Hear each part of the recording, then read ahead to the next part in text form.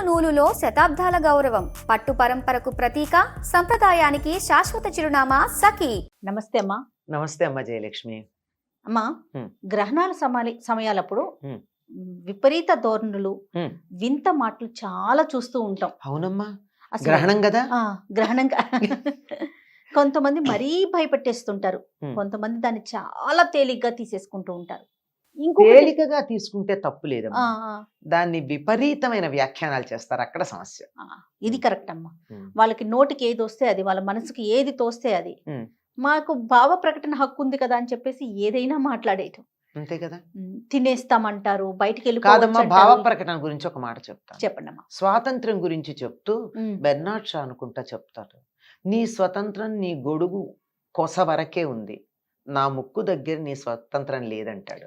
అంతే కదా. అంటే ఇలా పెట్టి నాకు స్వాతంత్ర్యం ఉందని చెప్పి నీ ముక్కు నేను పొడిస్తే నా చేతిలో ఉన్న గొడుగుతో నీ స్వాతంత్రం నీ చేతిలో ఉన్న గొడుగు కొస దగ్గర ఆగిపోయింది, అంతే. ఇక్కడ నా ముక్కు దగ్గర నా స్వాతంత్ర్యం ఉందంటాడు. అంచేత స్వతంత్రం అంటే నీ మనోభావాలు ప్రకటించవచ్చు కానీ ఇతరుల మనోభావాలని దెబ్బతీయటం స్వతంత్రం కాదు. కరెక్ట్ గా చెప్పారమ్మా, కరెక్ట్ గా. అది వాళ్ళ స్వాతంత్ర్యానికి భంగం కలిగించటం. అంటే ఏ స్వతంత్రం కావాలని మీరు అనుకుంటున్నారో ఆ స్వతంత్రాన్ని లేకుండా చేస్తున్నారు కనుక దీనికి సరైనటువంటి ఒక పారిభాషిక పదం ఉంది, స్వవచో వ్యాఘాతము. అంటే తన మాటని తానే ఖండించుకోవటం, అంతే.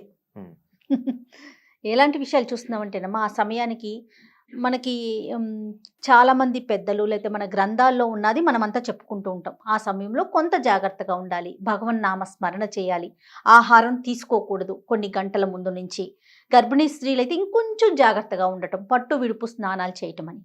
మరికొంతమంది హేతువాదులు ఎలా చెప్తూ ఉన్నారు, అసలు నాన్ సెన్స్, గ్రహణమే లేదు, ఇది సైన్స్, ఆ సమయంలోనే మేము తింటాం, ఆ సమయంలోనే తిరుగుతాం, ఏమైందో చెప్పండి, ఏం జరుగుతోంది, అసలు ఏమీ లేదు, నేను ఇలా తింటున్నా ఇలా తిరుగుతున్నానని చెప్పేసి చూపించేస్తున్నారు కూడా కదమ్మా. అవునమ్మా, చూపిస్తున్నారు. ఇది ఇప్పుడు పిల్లలకి వాళ్ళు ఎలా అర్థం చేసుకోవాలి, దేన్ని వినాలి, ఏది ఫాలో అవ్వాలి? అమ్మా, ఆధ్యాత్మికతలో సైన్స్ లేదని చెప్పడం మూర్ఖత్వం అమ్మా. నేను ఆ మాట అన్నాను, ఎవరికైనా కోపం వచ్చినా సరే సైన్స్ లేదని ఎట్లా చెప్తారు? మన శాస్త్రాలలో ఒక పదం ఉంది, ఏదన్నా తెలియకపోతే దాన్ని ఏమంటారు తెలుసమ్మా? మృగ్యము అంటారు. మృగ్యము అంటే నాకు దొరకలేదు, వెతికి తెలుసుకోవాలి అని అర్థం. ఏదన్నా అడిగారు, నీకు ఇది ఎత్తుకి ఇట్లా జరిగింది అంటే నాకు తెలియకపోతే మృగ్యం అంటే దానికి ఉన్నటువంటి కారణం మృగ్యం అంటే లేదని కాదు, నాకు కనపడలా, వెతుకు, నేను వెతుకుతా, నువ్వు వెతుకు, ఎవరికి వెతికితే ఎవరికి దొరుకుతుందో తెలియదు కనుక నాకైతే కనపడలేదు అని చెప్పడమే మృగ్యం అన్న పదం. అంతేగాని లేదు అని దేన్ని గురించి నిష్కర్షగా చెప్పింది లేదు. ప్రతి దానికి కూడా ఒక శాస్త్రీయమైనటువంటి సమన్వయం ఉంది. కొన్ని మనం అర్థం చేసుకోగలుగుతున్నాం, కొన్ని అర్థం చేసుకోలేకపోతున్నాం.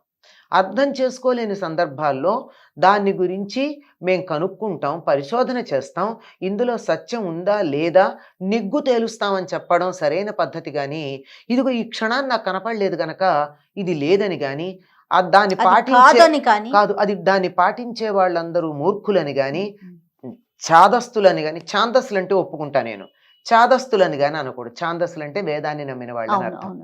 కానీ ఇలాంటి మాటలు అంటూ భయపెట్టేస్తుంటే మీరన్నట్టు యువతరం ఎటు వెళ్ళిపోతుందో తెలియటల్లా. ఇలాంటి వాళ్ళ వల్లే మన విజ్ఞానం చాలా వరకు లోకంలో లుప్తమైపోయింది, కనపడకుండా పోయింది. కొన్ని తరాలు దాన్ని వదిలేసేయటం వల్ల మళ్ళీ వెతికి తీసుకురావాల్సి వస్తుంది.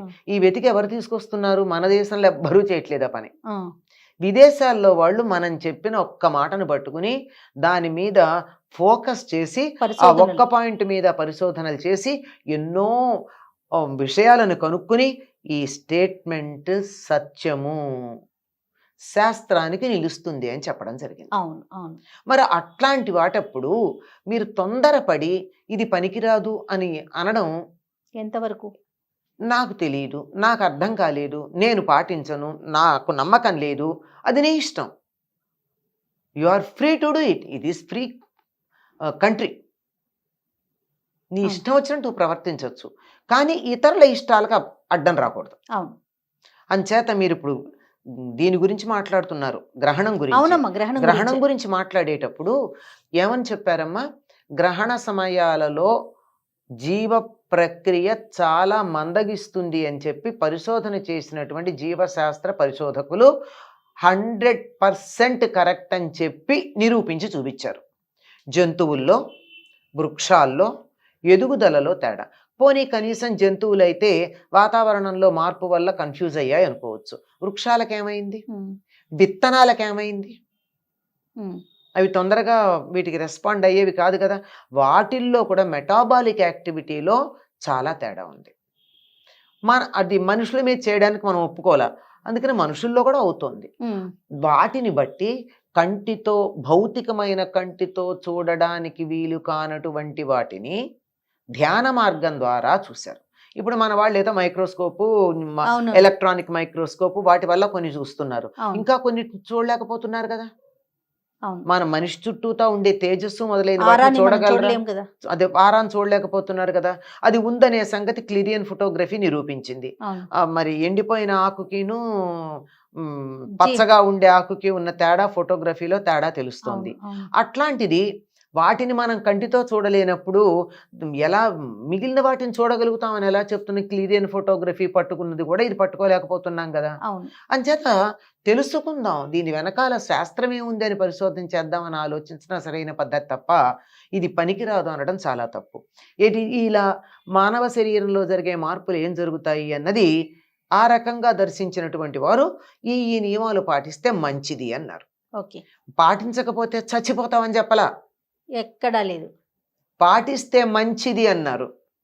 అంతేగాని మన వాళ్ళు చెప్తున్నారు కదండి ఈ మధ్య, కూర్చుని మంచినీళ్ళు తాగితే మంచిది, నిలబడి తాగకూడదు అని. ఈ మాట మనకి సైన్స్ చెప్తే ఒప్పుకున్నాం. మొన్నటి దాకా ఏమనేవారు, నిలబడి నీళ్లు తాగే కన్నా, పరిగెత్తి పాలు తాగే కన్నా నిలిచి నీళ్లు తాగడం మంచిదండి అని చెప్పామా లేదా మనం? కానీ ఆ సందర్భం వేరు కదమ్మా. ఇప్పుడు పరిగెత్తి పాలు తాగే కన్నా నుంచొని నీళ్లు తాగితే మంచిది అనే సందర్భం వేరు, కూర్చొని మంచినీళ్ళు తాగాలి. ఇక్కడ నిలిచి అంటే సంస్కృతంలో తిష్ట అంటే ఉండడం, ఉండడం అంటే కూర్చోవడం, నుంచోవడం రెండును. అది అందులో పరిగెడితే మరి ఇబ్బందే కదా. అంతే, పోగొట్టుకోవటం తాగటం మంచిది. అది మీకు ఇంకా చెప్తాను. గుళ్ళో తీర్థం ఇచ్చారండి, మన నిలబడి ఇస్తారు కదా. అవును, సంప్రదాయం తెలిసిన వాళ్ళు మీరు గమనించి చూడండి, ఇలా కూర్చుని తీర్థం తీసుకుంటారు, నిలబడి తీసుకుని నోట్లో తీసుకునేటప్పుడు. ఆ తీర్థం తీసుకునే ఒక చెంచాడు నీళ్లు కూడా కూర్చునే తీసుకుంటారు తప్ప నిలబడి తీసుకోరు. అలా కూర్చుని తీసుకోవాలంటే నాన్ సెన్స్ అంటాం. ఇప్పుడు సైన్స్ చెప్తే అంగీకరిస్తున్నాం కనుక వెయిట్ కనుక్కోండి. తొందరపడి కొన్ని జనరేషన్స్ ఆరోగ్యాన్ని చెడగొట్టడం దేనికి? వెంటనే మీరన్నారే ఇదిగో మేము తిన్నాం మాకేమవలేదని, ఎలా అవుతుందమ్మా? వెంటనే ఎందుకు అవుతాయి? ఇవన్నీ స్లో పాయిజన్ వెంటనే పనిచేస్తుందా? ఏదో అనేక సార్లు కాగిన నీళ్ల నూనెలో గనక బజ్జీలు తింటే రోడ్ సైడ్ తినే వాళ్ళకి క్యాన్సర్ వస్తుంది. ఒక బజ్జీ తినేసిన క్యాన్సర్ రాలేదో అని అరుస్తామా? అది ఒకసారి తింటే రాదు కదా. Time tested. ఇవన్నీ టైం ప్రకారం ఉంటాయి. కనుక్కోండి, వెయిట్ చేయండి. పెద్ద పెద్ద పరిశోధనా సంస్థలకు వెళ్ళి, మన దేశంలో కాకుండా విదేశాల్లో ఉన్న పరిశోధనా సంస్థలు, అది కదా నమ్ముతాం మనం ఈరోజు, అక్కడికి వెళ్ళి ఈ సమయంలో ఏం జరుగుతోంది, ఆ జరిగేటప్పుడు మానవ శరీరంలో మార్పులు ఏమొస్తున్నాయి అనేది పరిశోధించప్పుడు మాట్లాడండి. ఆ లోపల మాట్లాడడం అన్నది చిన్నపిల్లాడు అంటారే, కృష్ణుడు అన్నట్ట రాత్రిపూట తప్ప కథలు చెప్పకూడదు అందుకు యశోద. అంటే కళ్ళు రాత్రి అంటే ఏమిటన్నాడు, చీకటి అంది. కళ్ళు మూసేసుకుని అదిగో చీకటి వచ్చేసిన కథ చెప్పన్నట్టు అట్లా ఉంటుంది. అదేదో చిన్నపిల్లాడు 2 ఏళ్లవాడో 3 ఏళ్లవాడో అంటే ముద్దుగా ఉంటుంది, కానీ పెద్దవాళ్ళు అంటే ముద్దుగా ఉంటుందా? అదే కదా. తర్వాత ఇంకొక విషయం కూడా బాగా చక్కర్లు కొడుతుందమ్మా. గ్రహణం అనగానే సూర్యగ్రహణం కావచ్చు, చంద్రగ్రహణం కావచ్చు, రోకళ్ళని నిలబెడుతున్నారు కదమ్మా. రోకలి కూడా నిలబడుతుంది, మనం వినము. సూర్యగ్రహణానికి నిలబడుతుంది. అది గ్రహణం పూర్తిగా ఉన్న సమయంలో. గ్రహణం ఎప్పుడైతే మధ్యలో ఉంటుందో, ఇప్పుడు పట్టు సమయం ఉంటుంది, విడుపు సమయం ఉంటుంది, సరిగ్గా గ్రహణ కాలం అన్నది కొన్ని నిమిషాలే ఉంటుంది. ఇప్పుడు సూర్యగ్రహం కనపడకుండా పోవడం అనేది ఇట్లా మొదలై పూర్తిగా కనపడని స్థితి వస్తుంది. వదిలిపెట్టడం మొదలవుతుంది, మళ్ళీ పెద్దది అవుతూ ఎక్కడైతే మధ్యకాలం ఉందో ఆ కాలం వచ్చింది అనడానికి గుర్తు ఏమిటంటే పెట్టినటువంటి రోకలు నిలబడ్డం. దీని మీద పరిశోధన చేయమనండి. దీని మీద పరిశోధన చేయకుండా ఇదేమిటి, ఇది నాన్ సెన్స్ అని ఎట్లా అంటారండి? దాని మీద ఎందుకు నిలబడిందో కనుక్కోండి. కాస్మిక్ ఎనర్జీ ఏదో ఇక్కడికి వచ్చిందనే కదా. అంతే కదమ్మా. ఈ కాస్మిక్ ఎనర్జీ మళ్ళీ మామూలు కొయ్య నిలబడదే, అడుగున ఎనపదుండి ఆ, మధ్యలో కొయ్య ఉన్నది మాత్రమే నిలబడుతుంది నిలబడుతుంది. తప్ప వేరే రకంది నిలబట్టలేదు కదా. అంటే కాస్మిక్ ఎనర్జీ ప్రసారంలో తేడా ఉందని కనపడుతోంది కదా. 100%. రోకల్లోనే అలా కనపడితే జీవం లేని దాంట్లో మనం జీవం లేదని అనుకుంటున్నాం, కానీ సనాతన ధర్మం దాంట్లో జీవం లేదని అణువులో జీవం ఉందని చెప్పారు. ఆ, అట్లాంటిది పూర్తిగా జీవ చైతన్యంతో ఉండి కదలగలిగి, నడవగలిగి, తినగలిగి, అనగలిగి, వినగలిగి, కనగలిగి ఉన్నాయి కదా. ఇంత చైతన్యం ఉన్నటువంటి ఈ శరీరంలో ఆ కాస్మిక్ ఎనర్జీ ప్రభావం ఉండదా? నేల మీద పడితే తప్ప నిలవలేనటువంటి ఒక మన దృష్టిలో నిర్జీవ పదార్థం ఊర్ధ్వముఖంగా నిలబడగలిగింది అంటే మనలో ఉన్నటువంటి జీవ చైతన్యం, మనం బాగా జీవం ఉందన్నాం కదా, మనలో ఉన్న జీవ చైతన్యం ఎంత ఊర్ధ్వముఖంగా ఉంటుందో ఆలోచించండి.